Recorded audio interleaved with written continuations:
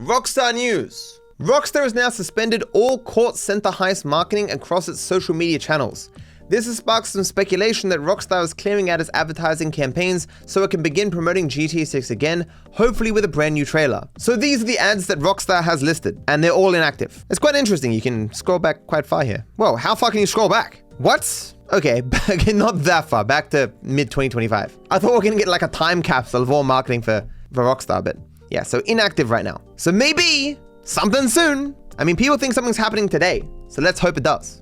PlayStation has added GTA 6 to their most anticipated games list for 2026, seemingly showing more confidence in the November 19th release date. At this point, it'd actually be very funny if it got delayed again. Like, imagine how many entities Rockstar's been like, nah, we got this, and then they miss it. But it's gonna come out November 19th. 100%. PlayStation app users have been reporting a pop-up message advertising GTA 6 pre-orders, specifically targeting people who haven't purchased the game yet. Sony has been fairly quiet since their initial pre-order campaign, so it's interesting to see GTA 6 being promoted again.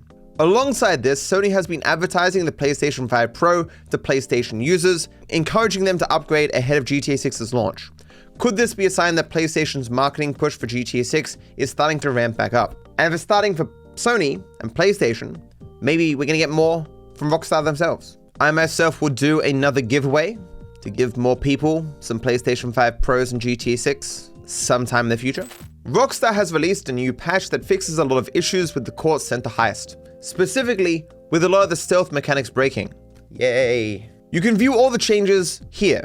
Here are all the changes. They fixed a whole host of issues related to the Kortz Center Heist, which you can see on screen now. Most of these relate to the guards being alerted for things they shouldn't. So stealth now should be easier, which is good. I recently covered how Rockstar banned Australian players from gambling in the casino in GTA Online. Well, it looks like the restrictions have now been extended to Red Dead Online as well, with Australian players no longer being able to play poker. Well, that's unfortunate. It's wild to me this has more upvotes. As in, like, there seems to be more people who care about this. I guess the gambling is more of a ever-present feature, though, in Red Dead, right? As in Red Dead Redemption 2, it actually required you to play poker, right? There was like a mission with that. There was no such thing like that in GTA 5. It feels more like appropriate to the time gambling in Red Dead in the 1900s, right? Yeah, I know this restriction is only for online, but I think the main thing that people don't like about the restrictions in GTA Online is the lack of being able to spin the lucky wheel. The gambling is just like, whatever, I'll just gamble somewhere else or whatever. The actual gambling in Red Dead Online, like, it feels like it'd be more appropriate to the game, kind of, right? If you didn't know, from 2000 to 2009, Rockstar wasn't just known for GTA.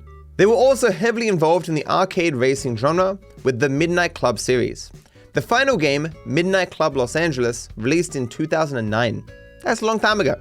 We now know that Midnight Club 5 was actually in development before it was ultimately cancelled. In an interview, former Rockstar senior designer Chris Roberts, who worked on the Midnight Club series and Red Dead Redemption's multiplayer, revealed that the team had already prototyped several cities for the game, with London being one he specifically remembers. He explained that a lot of work had gone into getting the project off the ground, but one of the main reasons it was cancelled was due to what he described as non-trivial conflict between Rockstar New York and the Midnight Club team in San Diego. Parts of that conflict stemmed from missed deadlines during the development of Midnight Club Los Angeles, but he also said that a lack of creative control played a major role in the game's cancellation. Chris also pointed out that despite competing with franchises like Need for Speed and Burnout, Midnight Club was successful, with internal data showing players were spending more time in the game than its competitors.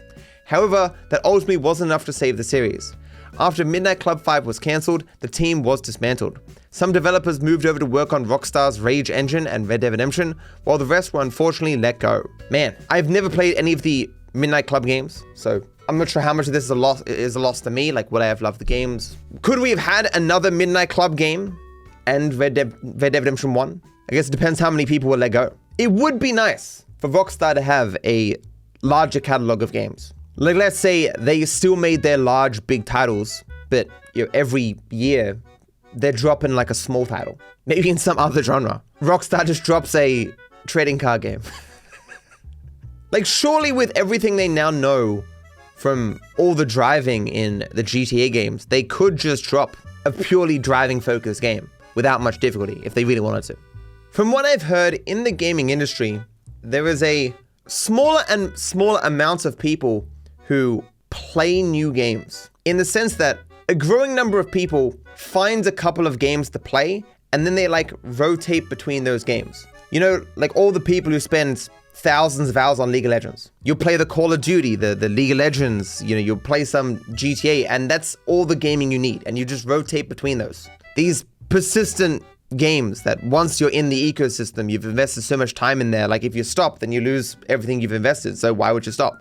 And it's in part what has inspired all these gaming companies to try to release these, you know, these Concord-like games, these games that are meant to be huge, persistently played, updated every couple of months games, trying to pull people away from those other kinds of games that already exist in the market. Because they want to be that. They want to be the ones who own the game that everyone plays persistently forever, because that's a lot of money. The actor behind Steve Haines, Robert Bogue, has revealed that he was turned down for a role in GTA 6.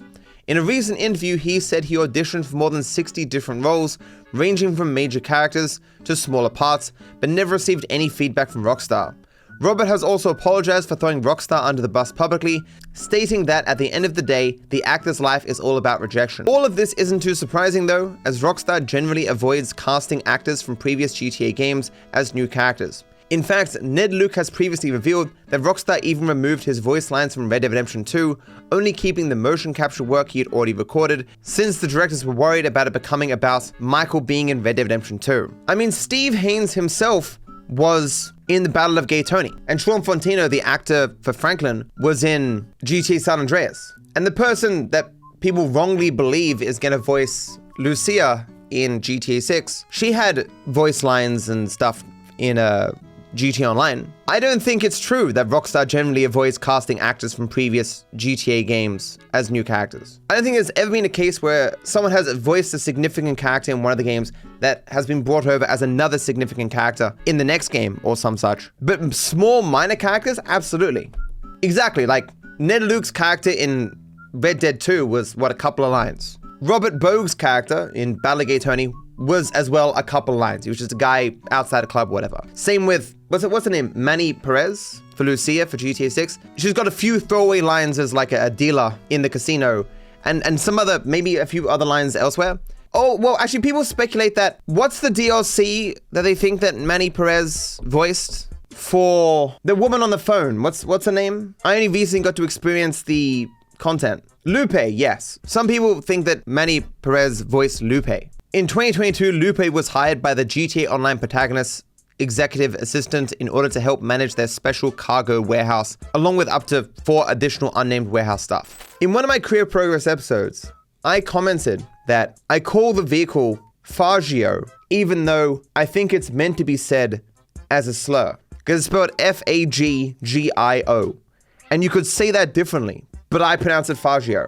And the reason why I thought I was wrong is because I only pronounced it that way specifically to avoid saying a slur. But I heard another creator, won't mention who, just rip slur when saying the thing multiple times in a video. I'm like, oh, like that must be the correct way to say it, because why would anyone intentionally say a slur like that, especially as a content creator like that? Because obviously you're not calling a person the slur, so it's not like it's representative of you being hateful or whatever. It's like if you say the word for ladies' undergarments with an UK accent, it sounds like you're saying the N-word. It doesn't make you a racist or whatever, right?